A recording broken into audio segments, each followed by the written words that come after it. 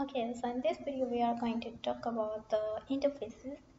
So interface is similar to the abstract class or the abstract method. So in this case we just use the interface keyword instead of the abstract, and here I'm not using any void or something. And this is the name of the class, and inside this I'm using the two methods animal, sound and sleep, which are not defined. You can say inside the interface class you need not to define anything. You just create the methods, and which is going to be empty, which will be filled where in the inherited classes. But here instead of inheriting we are going to use the word implementing classes. So here you can see there is one more class pig, and here I have not used the keyword extends. I have used the implements, which means this class going to implement this animal class.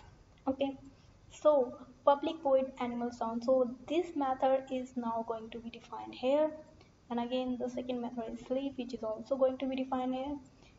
So now if I'm going to create the object of this class, which is implemented from the first class, as we can see here, in case of abstract class also we were not allowed to create any object of that class. Similarly here also you are not allowed to create any object of that class. So here from the implemented class you have to create the object, and now you can access these methods.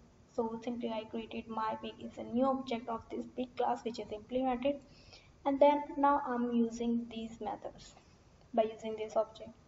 Okay, why I'm using this method, why I'm not calling it outside, because it is not static. Static means you can use those methods without creating the object, but as you can see the public void keywords are used, which means these methods can be accessed only by the objects. And as it is interface class, so you are not allowed to create the objects, so that's why you are using the implemented class. And by using its objects you are accessing these methods. Okay, so let me run this part.